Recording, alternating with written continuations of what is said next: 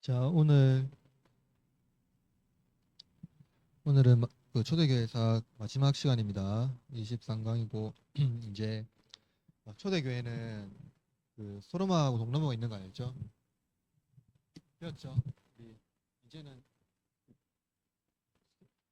로마가 동과 서로 구분되는 거는 이제 알죠? 동로마를 뭐라고 부르죠? 동로마의 수도가 어디죠? 로마 수도가 서해에서 동로로 바뀌었잖아요. 그래서 동쪽을 원래 동로마를 원래 뭐라 불렀죠? 비잔티움이라 불렀죠. 비잔티움이죠. 그래서 이제 그 동로마예요. 그 비잔티움에서 이제 콘스탄티노플 노플리스가 이제 그게 그거고요. 음, 음,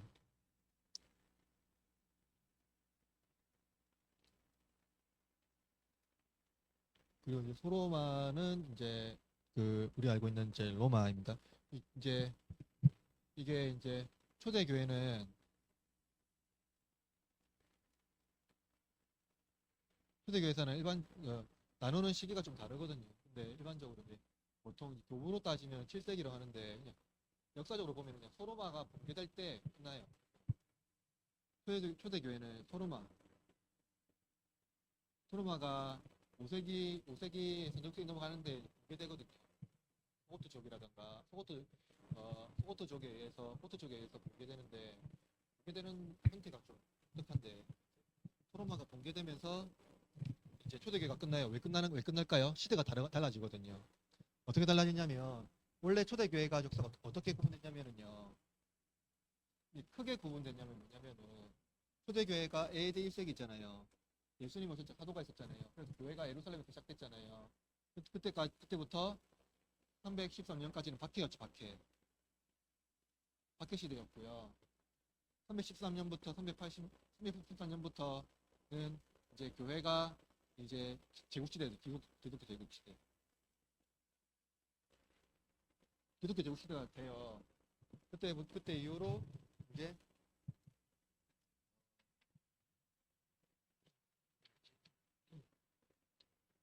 어,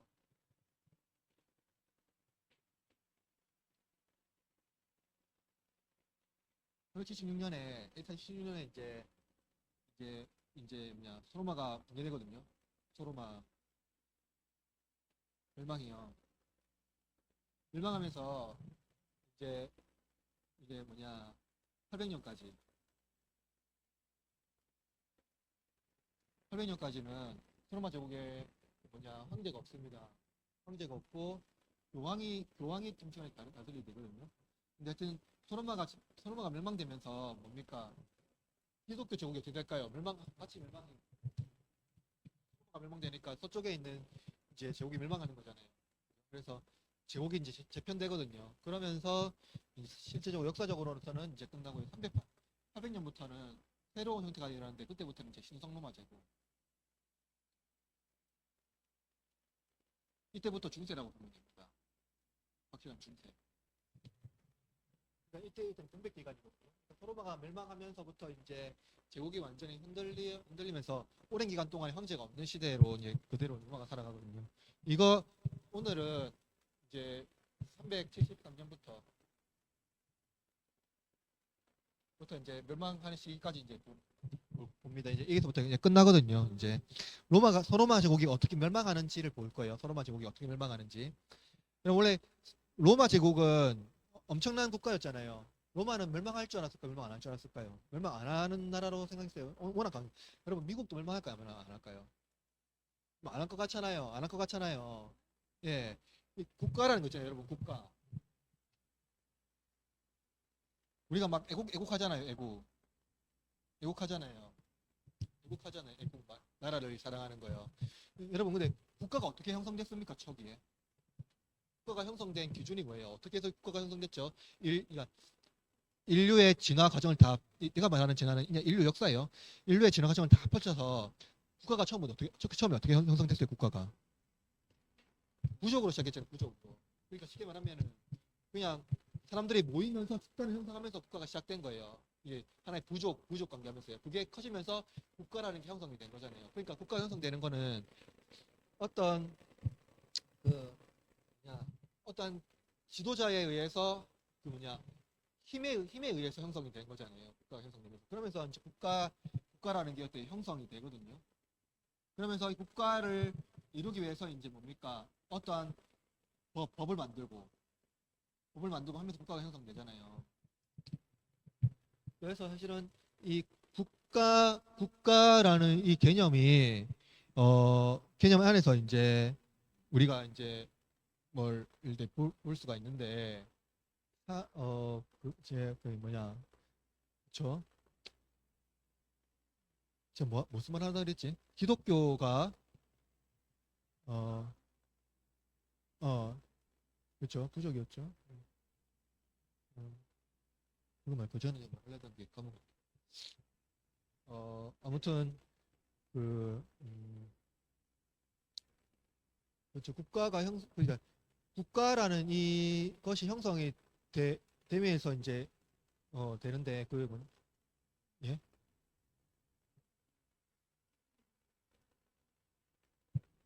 예, 예, 예, 예, 예. 예.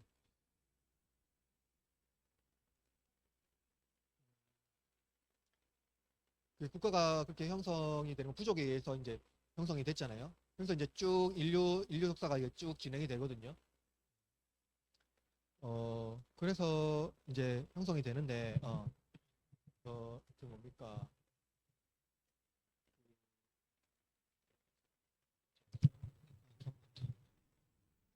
어, 그렇죠. 그래, 맞죠. 그래서 어, 그, 그 그래서 이제 형성이 되면서 그러니까 언어라던가 인류라던가 그 뭐냐 그 토착화 돼 있는 지역에 의해서 문화나 이런 것들이 다 형성이 다 형성되잖아요.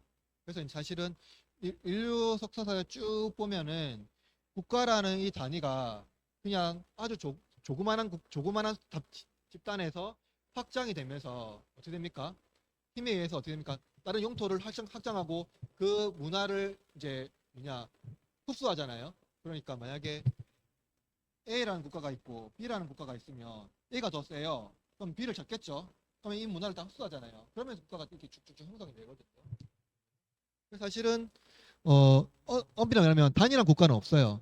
그러니까 뭐 어떤 뭐 단일한 국가, 단일한 민족이라고 있을 수는 사실은 그렇게 형성이 되지는 않습니다. 왜냐하면 국가라는 것 자체가 그렇게 막 이렇게 서로 혼합되고 연합되면서 이렇게 형성이 되는 거기 때문에 인류사에서 보면은 그래요. 근데 기독교는 이렇게 되거든요. 기독교도 어, 어, 기독교의 역사를 보면은 제이 써놨는데 기독교는 로마 제국이란 게 그러니까 제가는 이제 새롭게 탄생됐다고 했는데 기독교가 이게 좀 생각해 봅시다.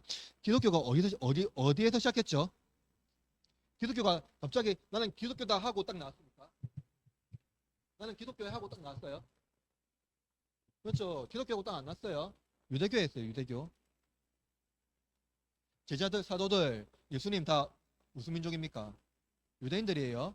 유대교에서 이제 뭡니까? 문화가 이제 새롭게 형성이 되는데 예수 그리스도, 예수 그리스도라는 이 뭐냐 인물을 통해서 기독교라는 신앙이 새롭게 변화가 되거든요. 유대교에서 그러니까 유대교의 요람에서 기독교가 형성이 되면서 이때 313년은 어떤 변화가 확실하게 일어나요? 원래 유대교에서 그죠? 이제 여기서까지는 어떤 문화입니까? 음, 헬라 문화예요, 헬라 문화.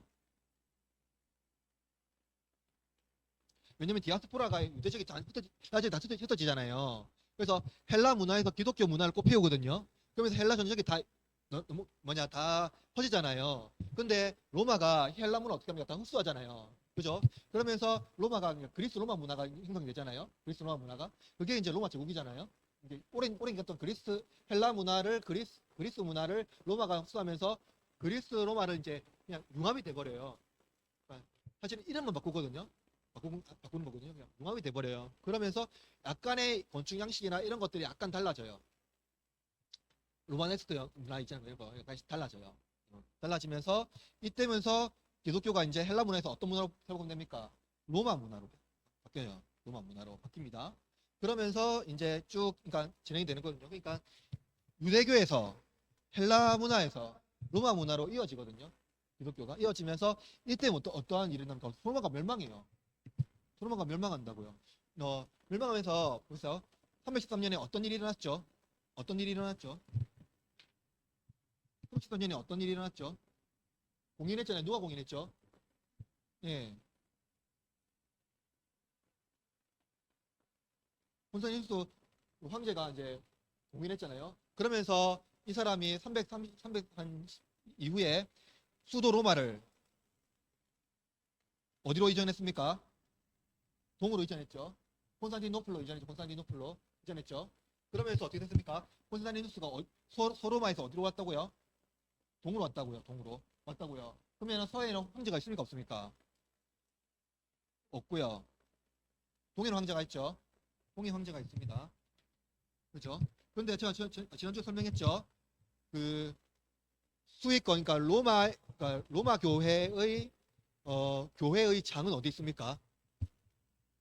교황은 어디 있습니까? 교회의 장은 교황은 로마에 있죠. 로마에. 그러니까 지난주에 말했는데 서해는 교황이 있고 동해는 황제가 있어요. 그죠? 이제죠. 그러면서 로마가 멸망해서 이때까지 쭉 교황이 이제 집권했던 어떤 시기가 있었다. 기억나죠? 그래서 이제 이렇게 됩니다. 그래서 이제 이거예요.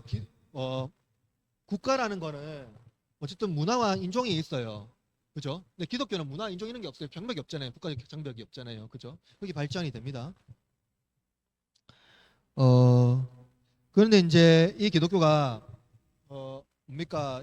유럽이라는 로마 제국이라는 그 틀 안에서 발전이 됐거든요. 그 중세란다. 그 이스라엘에서 태생이 되어서 이제 로마 제국 전체에서 이제 확정이 돼요. 근데 이제 기독교가 이제 로마 제국 안에서 로마 제국뿐만 아니라 복음은 어떻게 됩니까? 확장이 되거든요. 복음 확장이 돼요. 확장이 되면서 그러니까 로마 제국 밖에서도 이제 뿌리를 내리고 있는데 콘스탄티누스 이후부터 로마는 뭡니까 이제 게르만족의 이제 병력에 이제 의존하게 됩니다. 그러니까 이제 용병을 쓰는 거죠. 용병을 쉽게 말하면 용병을 용병을 쓰는니다. 근데 이제 문제가 뭡니까? 콘스탄티누스 이후에 이제 로마가 콘스탄티누스의 이후에 이제 콘스탄티누스가 때는 전성기였어요. 로마의 좀 전성기 그러니까 한 그러니까 후기 전성기거든요. 후기 전성기. 예. 후기 전성기였는데 근데 콘스탄티누스가 죽으면서 어떻게 됐습니까? 다시 제국이 분할되거든요. 아들에 의해서. 분할되고 막 싸우고 일어나요. 그러면서 여러분 제국이 통일됐을 때는 힘이 강력해지잖아요. 다시 분할되면요 다시 힘이 약해져요. 그래서 이제 그 힘을 다시 강력하기 위해서 이제 용병들을 이제 하게 되는데 그때 이제 게르만족 용병에 의해서 군대를 조직했는데 문제는 그 용병들의 다수가 오이직에 이제 올라가게 됩니다. 그 오이직에. 그래서 이제 로마 내에서 이제 야만족 그러니까 이제 바바리안이라는 이제 뭐 게르만족 뭐 이런 사람들의 이동을 막을 수 없고 적어도 통제에 의해서 이제 이루어지게 됩니다. 근데 이제 375년에 상황이 이제 급격하게 다르게 전개되는데요. 어떻게 되냐면 로마 외부에 소로마 외부에 그러니까 우리가 말하는 밑에 지도 있죠. 지도에 볼 줄 알죠? 지중해에서 이게 부츠가 생긴 게 이탈리아잖아요. 로마잖아요. 그죠? 이 로마 보면은 저기 뭔가 터키 지역 이제 그리스 알죠? 터키 지역 위에 터키 가기 전에 그리스 보이죠? 그리스 반도 밑에 보이죠? 그 위에 보면은 여기가 헝가리나 이런 나라거든요. 그러니까 거기서부터 그러니까 중앙아시아 쪽에서부터 훈족이 밀고 와서 이제 로마 소로마를 이제 압박합니다. 그리고 이제 위로는 이제 고트족이 이제 밀고 들어오고요.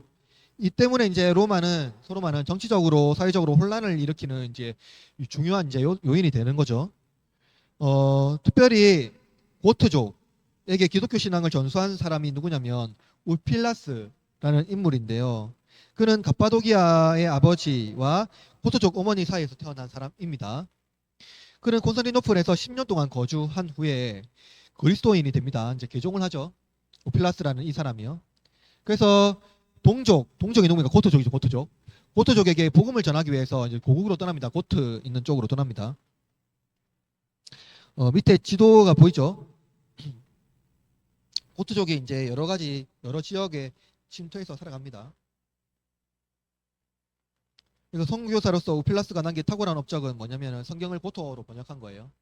기본적으로 최고의 선교의 최고의 업적은 뭐냐면 대부분 성경을 자국어로 번역하는 겁니다. 그게 최고의 선교 복음의 전파거든요.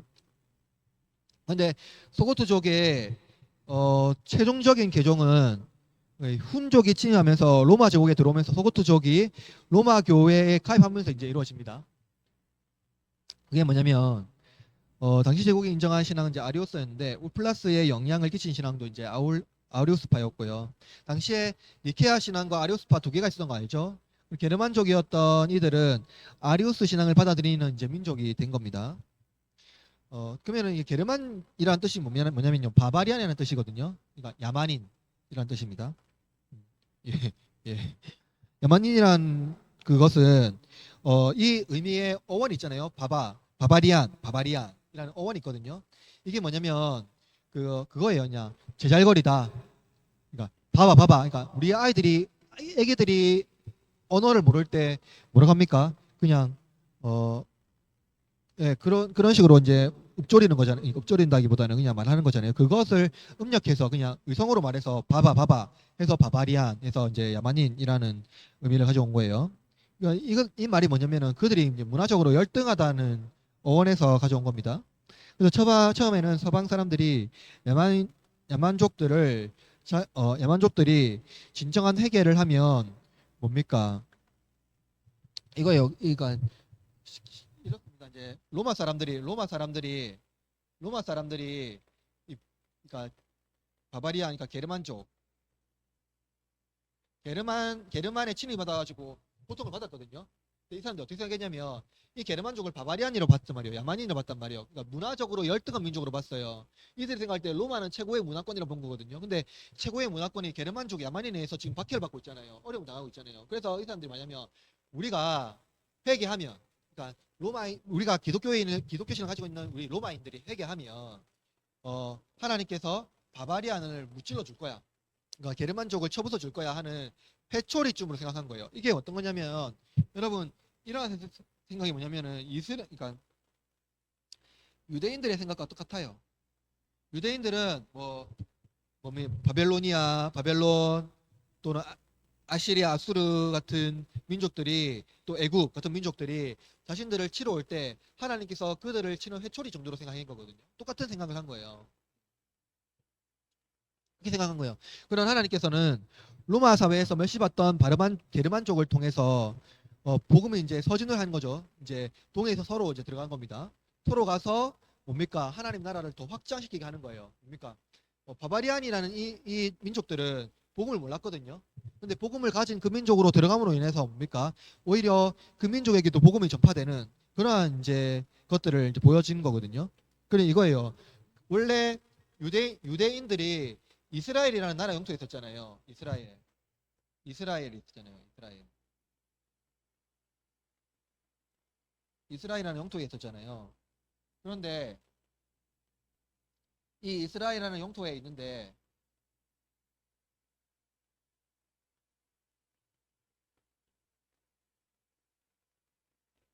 이스라엘이라는 조그마한 영토가 있는데 뭡니까? 모압 사람이라던가 또는 뭐 여리고 사람이라든가 이 이방인들이 이제 오면서 그들이 이제 이 예루살렘에서 복음을 듣게 되거든요. 그러면서 복음을 들은 몇몇 사람들이 자기 고국으로 와서 복음이 증거되는 것들이 구약 성경에서 나타난단 말이에요. 그것이 이제 선교적 의미로 보면은 복음이 확장되는 그, 그 루트가 이제 일어나는 거예요. 그것을 이제 하나님의 선교라고 하는 어떠한 의미인데 그 복음이 뭡니까? 이스라엘로 와서 다시 이제 복음이 다시 자기 고국으로 돌아가는 이런 형태의 복음을 띄는 것도 있거든요. 그래서 이제 그런 방식으로 이 야만인들이 서로 서진으로 와서 이 복음이 이제 또 확장이 되는 그런 어떠한 것들이 됩니다. 그러니까 복음이 외부로 침투해서 확장이 되는 경우도 있고 복음이 내부로 들어와서 확장이 되는 경우도 있고 그런 것들이 있거든요. 그래서 뭡니까? 이것을 하나님께서 복음을 위하여 예배하신 도구라는 것을 우리는 기억해야 되고, 하나님께서 이 땅에 세우신 복음의 이제 전진기지는 교회라는 거예요. 그러니까 하나님께서 이 교회라는 이 공동체를 만들어서 이 교회가 밖으로 나가기도 하지만 안으로 들어오는 것도 있다. 그래서 이제 복음이 이게 그렇게 그런 식으로 이제 전파되는 것들을 보게 됩니다. 근데 이를 착각해서 이제 교회와 국가와 교회를 구분하지 못해서는 안 됩니다. 됩니다. 이제 국가는 멸망하게 돼 있거든요. 멸망합니다. 멸망하고 되는 거고요. 어,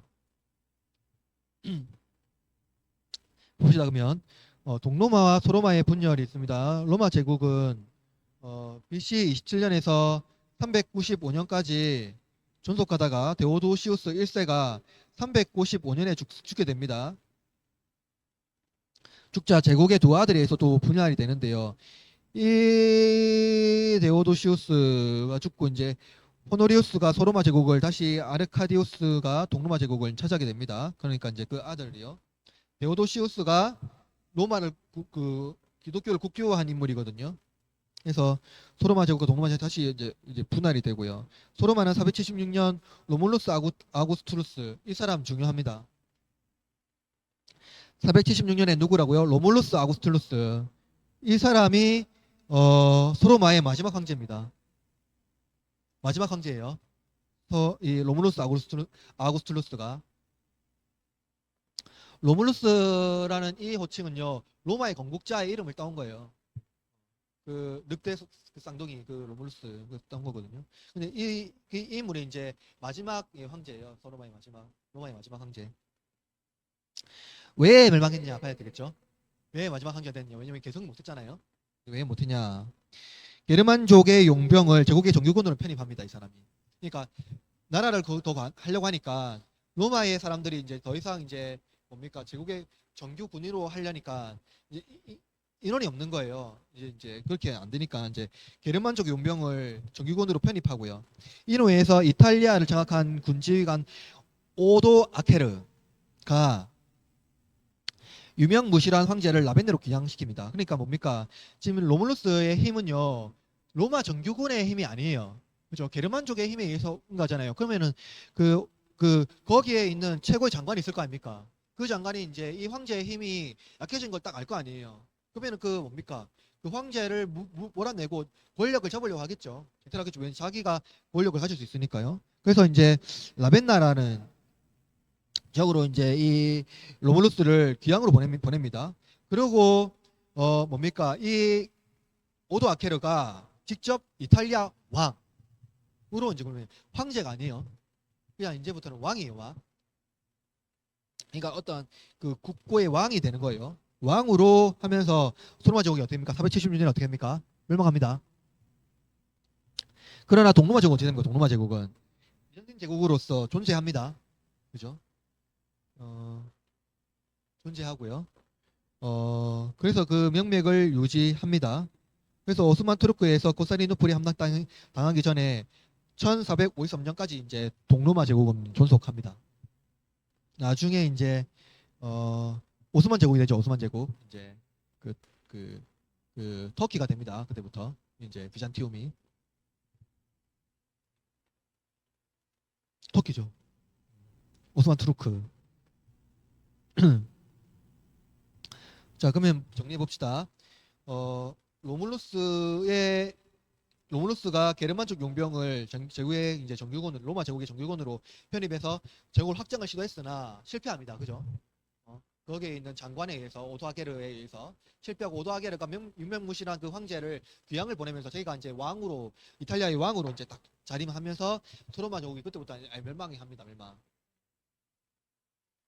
어떤 이가 고토족이 이제 나라를 가져가게 되고요. 동로마 제국은 비잔틴 제국으로 이제 유지합니다. 유지하지만 그 뭐냐 여러 가지 이제 어려움을 당하게 되거든요. 그래서 1453년까지 존속하다가 멸망합니다. 그죠? 자, 그러면은 이제 이걸 알아봐야 될 거 아니에요. 473년부터 800년까지. 800년까지. 소로마 제국이 멸망한 시기잖아요. 황제가 없는 시기잖아요.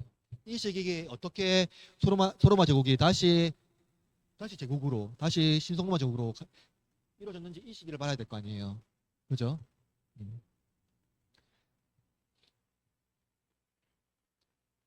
그죠? 자, 프랑크 왕국의 이동과 개종이 이제 여기서는 중요한데요. 프랑크 왕국은 506년 새 콘스탄티누스라고 불리는 클로비스라는 인물이 있습니다. 이 인물 중요하거든요. 프랑크 왕국의 클로비스. 이 사람이 어떤 이면 메로빙고 왕조 들어봤습니까? 메로빙고 왕조. 세계사를 하셨으면 이건 세계사에서 반드시 나와요. 예, 메로빙거는 프랑스 역사에서 반드시 나오거든요. 메로빙고 왕조는 반드시 나오고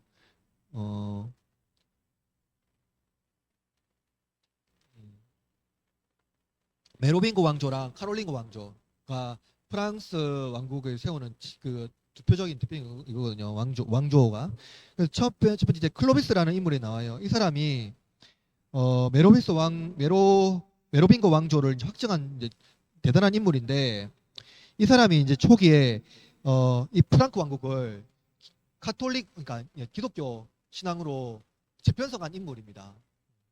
재편성했다고 해서 기독교 왕국은 아니에요. 그냥 자유국가인데 기독교 신앙을 가져온 거예요. 그죠? 그래서 그를 새 콘스탄티누스라고 불렀어요. 이 사람을, 클로비스를.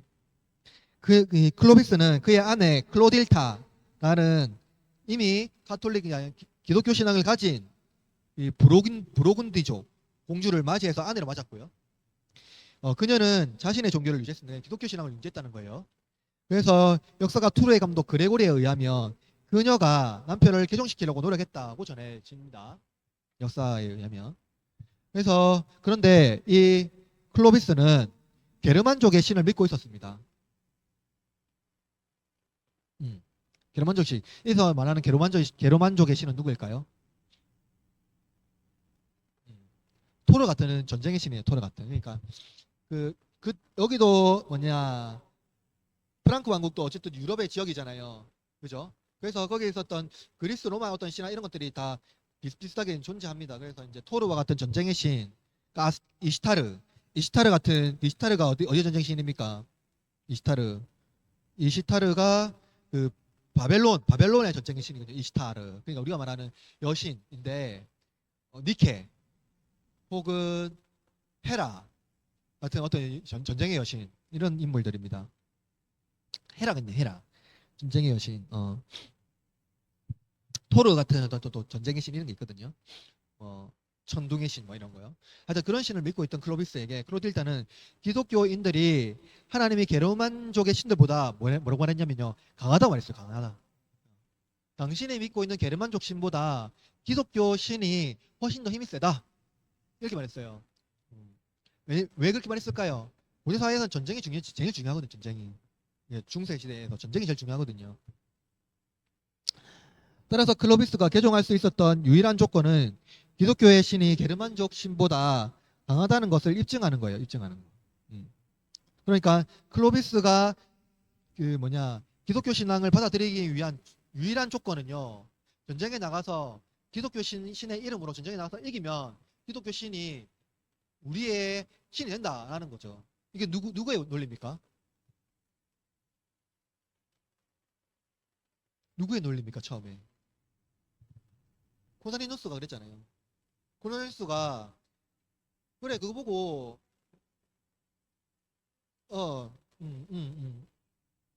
그러니까요. 그 십자가를 보고 이제 전쟁에 나가서 이기게 되면 이제 한 거랬잖아요. 그러니까 그래서 이 사람도 동일한 방식이에요. 곧 전쟁에서 승리하는 것이 맞았어요. 그래 클로비스는 동부의 한 부족인 알레마니족과 전쟁에서 승리함으로써 그리스도인의 권능이 확인합니다. 이제 우리가 승리해서 이제 확인하고요. 그때 클로비스는 프랑크 왕국 전체를 기독교로 개종합니다. 그는 게르만족의 아리우스파와 달리 전통 기독교 신앙을 받아들입니다. 게르만족은 아리우스파였는데 이 사람은 이제 클로비스는 니치아 신앙을 받아들여요. 신기하죠. 그러니까 처음부터 그러니까 역사에 보면 프랑크 왕국이 결국에는요 신성 로마 제국을 형성하거든요. 근데 그때부터 하나님께서 역사에 보면은요 신기하게 이 프랑크 왕국이 니치아 신앙을 받아들여요. 전통신앙. 이단이 아니고 전통신앙 받아들인다. 니케아 신앙. 프랑크 왕국이 우리 기독교 신앙을 받아들인 사건은 유럽 사회에서 기독교의 새로운 전환기를 보여주는 사건인데요. 뭐냐면 메로빙고 왕조가 이제 사라집니다. 그러니까 이제 새로운 뭡니까? 항상 역사가 새롭게 일어나려면요 기존의 왕조가 없어지고요 새로운 왕조가 들어서야 되거든요. 그래서 메로빙고 왕조가 사라지고 카롤링고 왕조가 세워지는데 그때 가장 강력했던 그때 왕이 누구였냐면 피핀입니다. 피핀이라는 인물도 프랑크 왕국에서 엄청 중요한 왕이거든요. 피핀 3세. 피핀입니다. 예. 예. 3세. 피피누스라고도 하고 피핀이라고도 하고. 피핀에 의해서 이제 나중에 이제 샤르마누가 이제 그 왕권을 계승하거든요. 샤르마누 이제 어 어 그래서 이제 제가 지난주에 얘기했던 것처럼 799년에 교황이 어디 있었다 했죠? 로마에 있었다 했잖아요. 로마에서 어쨌든 그 로마 그 통치권 안에서 있었다 했잖아요. 있으면서 교회를 다스렸다는 거예요. 근데 이제 교황권을 반대하는 귀족들에게 습격을 당했고 플레토 공곡에서 비밀리에 이제 호송이 되는데 지난주에 했던 겁니다. 이게 왜냐면 이게 덧붙여야 돼서 이제 다시 붙여준 거예요. 플레토 공작은 당시 사르마니오 봉친이었다고 했죠. 그래서 레오 3세는 사실상 사르마니오의 보호 아래 있었던 겁니다. 샤르마니오 당시 교황을 통해서 교회의 수호자의 이미지를 얻기를 원했다 거예요. 그래서 레오 3세는 파돈보노로 그를 이제 3세를 이제 샤르마뉴가 레오 3세를 이제 초대해서요. 레오 3세의 로마 재입성을 위하여 군사 저신적 후원을 이제 이 샤르마뉴가 약속합니다. 그래서 콘스탄티노플로 수도가 이전한 후 동로마 제국은 황제에 예속되어 있었지만 소로마 제국은 뭐 했다고요? 476년에 게르만에 의해서 멸망한 후에 800년 동안 황제가 없었다고 했죠. 그래서 샤르마뉴의 약속대로 병력을 지원해서 로마에서 반대파들을 제거했고요. 네오 3세는 동로마 제국의 영향에 벗어나기를 열망했는데요. 800년 헌탄절 교황은 프랑크 왕국의 샤르마뉴를 소로마 제국의 황제로 등극시키면서 대관식을 개최했다. 그렇죠? 그러니까 이제 뭐예요? 이 위에 조그만한 지도 한번 보세요. 보면은 프랑크 왕국이 굉장히 지금 뭡니까? 프랑스, 독일 그리고 이제 뭡니까? 저 사실 유럽 전체를 뭡니까? 저기 어 동유럽, 슬라브족 가기 전까지는 모든 것들을 다 엄청나게 확장하고 있거든요. 그죠? 그러면서 이제 뭡니까? 교황청이 다스리고 있는 이 로마 지역까지 그죠? 다스리게 되면은 전체 이제 이게 된 거예요. 이게 신성 로마 제국의 확장이에요. 그죠? 그러면서 이제 되는 거죠. 그러니까 뭡니까? 지금 동로마는 어쨌든 황제가 다스리고 있잖아요. 그죠? 그러면서 이제 이 800년을 기점으로 해서 동로마와 소로마는 정치적으로도 완전 분리돼 버리고 그죠? 나중에는 신앙적으로도 완전 분리해 버립니다. 그죠? 그래서 이제 소로마는 동로마의 영향에서 벗어나고 신성 로마 제국 시대가 이제 이 소로마 제국에서 이제 시작이 되는 거예요. 프랑크 왕국의 등장으로 로마는 신성 로마 제국이 이제 일어났고요. 이런 중세와 더불어서 봉건 제도 내에서 기독교 제국이 탄생하는 겁니다. 봉건 제도가 뭐죠? 각각 지주의 영향 안에서 그 하나의 도시들이 이제 형성이 되는 거예요. 근데 그 모든 도시는 누가 다스립니까? 황제와 교황이 다스려요. 그죠? 그렇게 해서 이제 이 국가들이 일어나는 거죠. 그 신성로마 제국에서는 스페인 제외되어 있습니다. 스페인 서바나족은 그렇죠. 스페인 아니고요. 그러니까 이제 프랑스 왕국을 기준으로 해서 프랑크 왕국을 기준으로 해서 이제 이렇게 딱 형성이 돼 있어요. 현대에서 제일 오래 갔던 거는 이제 독일이 이제 그 뭡니까 신성 로마 제국의 중요한 위치였거든요.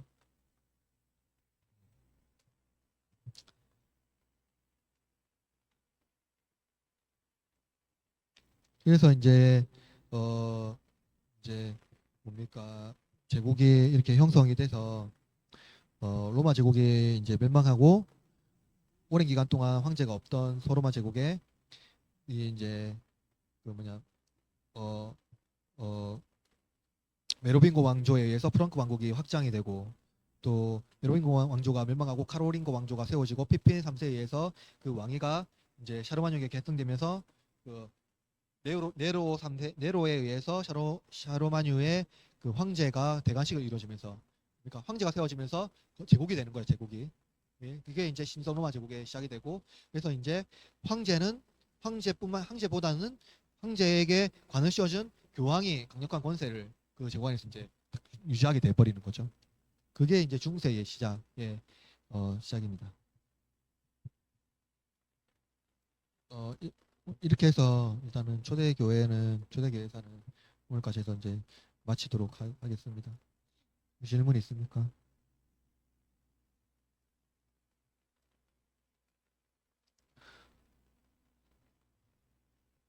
중세예요, 중세. 예. 중세는 중세 교회사.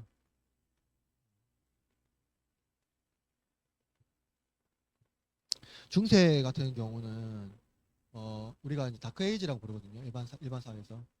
네, 근데 그거는 그냥 그 암흑기라고 볼 수는 없고요. 왜 암흑기라고 부르냐면 그 뭐냐 종교적인 어떤 스테라인데 종교적으로 아주 활발했어요. 그 중세가 기독교의 신학을 굉장히 꽃피웠던 시대입니다. 왜냐면 학문적으로 엄청 발전시켰거든요. 학문적으로 엄청 발전시켰어요. 발전이 안 됐으면은 종교개혁이 안 일어나죠.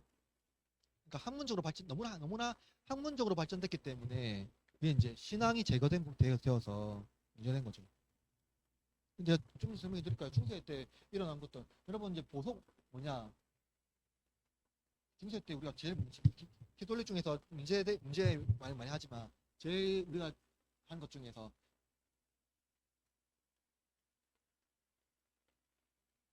네, 이 해자 맞나? 맞죠? 고해성사 뭐죠? 고해성사가? 네. 고해성사 하면은 신부가 신자한테 뭘 요구합니까? 제일 사해주지 않죠. 지금 잘못 알고 있네. 면죄부 준다고 잘못 생각하고 있는 거예요, 그거. 신부가 무슨 권한으로 면죄부를 줍니까? 아니요. 신부가 무슨 아니요. 지금도 안 줘요. 그 왜 그렇게 생각하지? 신부가 무슨 면죄부를 주죠? 아, 시대 때도 면죄부 안 줬어요. 교황이 팔았죠. 교황이 낙인이 있어야 돼요.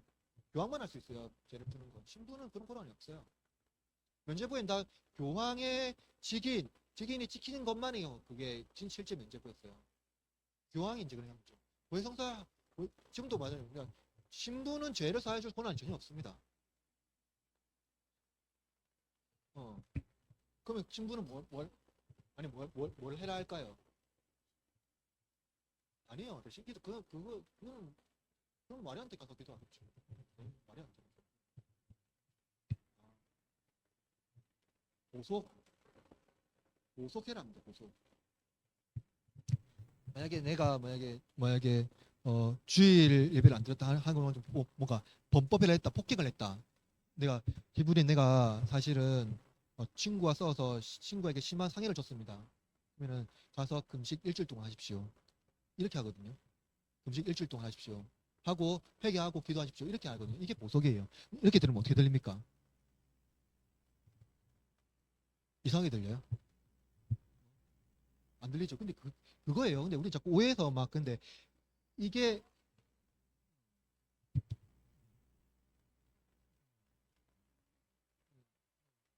그렇지. 그렇죠. 그게 고해성사예요. 그게 고해성사예요. 그러니까 신부한테 가서 죄를 고백하면 그래서 바로 제사함에 신분 제사함 권한이 없습니다. 교황만 있고요. 제사함 권한이 없고 당신이 가서 무엇을 행하고 제사를 받아라는 거예요. 여기서 뭐가 문제가 됩니까? 우리 개신교에서는 그렇죠. 행위가 문제가 돼 버리는 거예요. 알겠죠? 그러니까 근데 우리는 그럼 그 반대로 우리는 뭐가 문제가 됩니까? 값없는 은혜가 문제가 돼 버리는 거예요. 무슨 말인지 이해되죠? 무슨 말인지 이해되죠? 이게 제일 크게 문제가 돼 버린 거예요. 그러니까 이게 문제의 쟁점인 거예요. 우리 자꾸 기독 고해성사를 오해해서 그냥 죄삼은 그 본안이 아니라 네가 행위를 해서 그 죄에 대한 해벌을 해라 하는 거거든요. 어.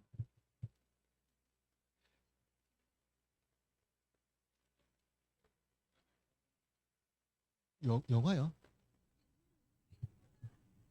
음, 음. 근데 내 생각에는 근데 대부분 목사님들이 잘못 가르쳐요. 보석을 마치 그냥 죄사함을 고난을 가진 것처럼 말해요. 목사님들이. 예. 어, 어, 어, 어, 어. 아무튼 그건 잘못 알고 있는 거예요. 오해요. 그 제3의 권세는 오직 교황에게만 있습니다.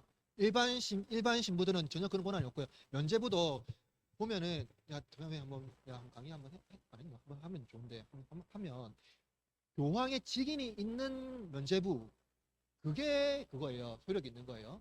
그러면 보세요. 그 보세요. 보속이 아니라 우리는 그냥 뭡니까? 내가 기도해서 회개했잖아. 회개하면 된다고 하잖아요.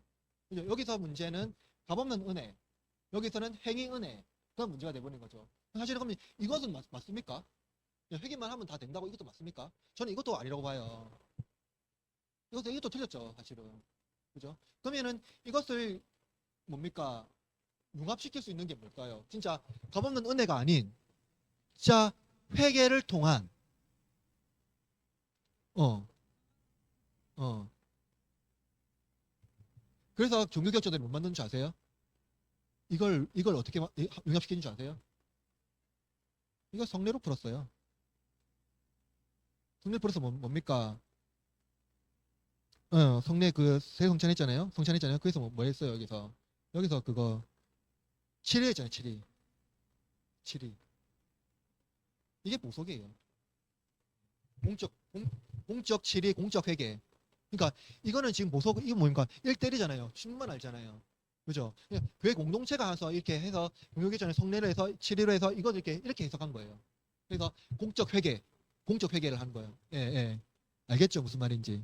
이게요. 근데 중요한 거는 여기에 대한 쟁점을요. 종교개혁자는 이렇게 해석을 해서 이렇게 이제 해서 예, 성례와 칠이라는 어떠한 교회적인 형태로 만들어냈다 하는 거죠. 근데 이것을 그냥 신학적으로만 풀면은요 답이 안 나와요. 어렵습니다. 신학적으로만 풀면은 그죠? 왜냐면은 사실은 진짜 좀 뭡니까 잘못된 개신교의 어떤 진짜 우리가 이렇게 말해요. 하이퍼 칼비니즘이라는 사람이 있어요. 그 사람은 무조건 회개만 말해요. 회개만 말해요. 회개만. 그러니까 행위 자체에 들어오면요 무조건 막 뭡니까 뭐라 하죠 이걸 막 오물이 붙은 것처럼 막 떼내려 그래. 그죠? 그러면 캐톨릭은 뭡니까? 값없는 은혜로 그냥 치부해버려요. 회개만 하면. 그럼 니는 어떻게 구원받냐? 니 그래 구원받겠냐? 이렇게 말해요. 사실은 교부들은요 이거 엄청 중요하게 생각했었거든요. 네가 가서 그 베풀지 않으면 네 용서 못 받는다. 네가 가서 가난한 자들에게 네가 그 뭐냐 가난한 자들에게 너의 것을 주지 않으면 넌 하나님 믿는 거 아니야. 이렇게 말하거든요. 근데 그렇다고 해서 회개를 가볍게 여기면 안 돼요. 또. 그렇죠? 이렇게 총례교회 종교개혁자들은 이렇게 해석했고 교부들도 사실은 이러한 방식으로 해석했다는 거죠. 이게 이제 좀 그 뭡니까 중세 때 일어나는 잘못된 것들을 우리가 좀 아직도 여러 가지 중세에는요 사실은 신학적으로 엄청 발전시킨 시대입니다. 그때 엄청 발전시켰거든요 신학적으로 여러 가지. 네, 그게 너무 학문적으로 발전돼가지고 문제가 된 거죠. 신앙이 좀 제거되어서.